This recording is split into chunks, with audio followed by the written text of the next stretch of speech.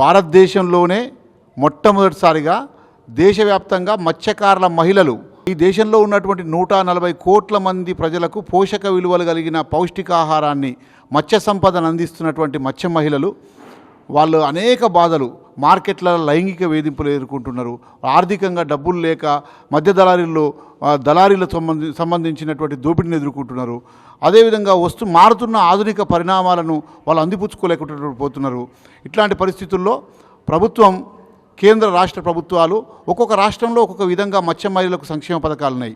దేశవ్యాప్తంగా ఒకే విధంగా యూనిఫామ్గా మత్స్యకారుల మహిళలకు చనిపోతే కానీ వాళ్ళకు ఆర్థికంగా డబ్బులు కానీ లేకపోతే ప్రెగ్నెన్సీ సమయంలో వచ్చే ఆర్థిక సహాయం కానీ దేశవ్యాప్తంగా మత్స్యకారుల మహిళలకు రుణాలు కానీ మార్కెట్ సమస్యలు కానీ మహిళా సమస్యల మీద భారతదేశంలోనే మొట్టమొదటిసారిగా మన తెలంగాణ రాష్ట్రంలో మన హైదరాబాద్ నగరంలో దేశంలోనే మొట్టమొదటిసారిగా మత్స్యకారుల మహిళల అఖిల భారత స్థాయి కన్వెన్షన్ జాతీయ మహిళా కన్వెన్షన్ని హైదరాబాద్లో ఏర్పాటు చేసినాం. ఫిబ్రవరి 8 తారీఖు నాడు మొత్తం దేశవ్యాప్తంగా ఈ కార్యక్రమం మహిళలు వస్తున్నారు. తమిళనాడు నుంచి, మహారాష్ట్ర నుంచి, కర్ణాటక నుంచి మొత్తం దేశవ్యాప్తంగా వస్తున్నారు. మొత్తం 200 మంది ప్రతినిధులు పాల్గొనబోతున్నారు. ఫిబ్రవరి 8, 9 2 రోజుల పాటు చర్చలు జరుగుతాయి.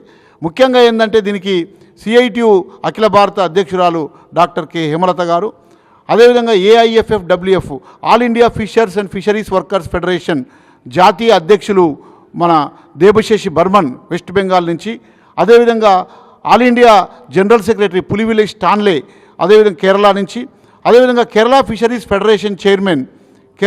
ఫెడరేషన్ చైర్మన్ మనోహరన్ గారు, ముఖ్యంగా మన తెలంగాణ రాష్ట్ర ఫిషరీస్ ఫెడరేషన్ చైర్మన్ మెట్టు సాయి కుమార్ గారు కూడా మన ఈ మీటింగ్కు ఆహ్వాన సంఘం గౌరవాధ్యక్షులుగా ఆయనే ఉన్నారు.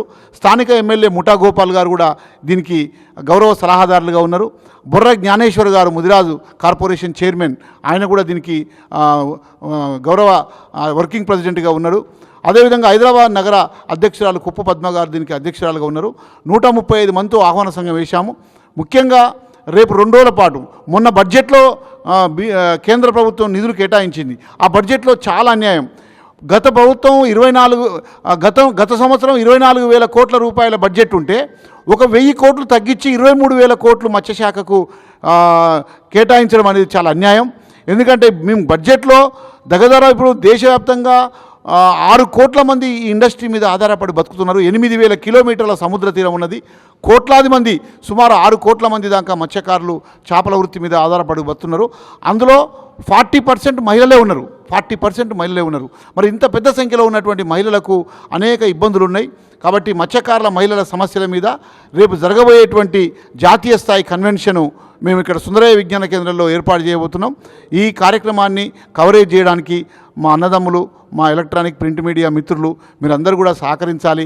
దీన్ని కవరేజ్ కోసం ఈరోజు విలేకరుల సమావేశం పెట్టి రేపు జరగబోయేటువంటి విషయాలన్నీ కూడా మేము తెలియజేయడం కోసం ఫిబ్రవరి 8, 9 తారీఖులలో జరగబోయే జాతీయ మత్స్యకారుల మహిళా సమావేశం, జాతీయ మత్స్యకారుల సమావేశాలు జయప్రదం చేయాలని ఈ సందర్భంగా ఇక్కడ మేము విలేకరుల సమావేశం ఏర్పాటు చేయడం జరిగింది.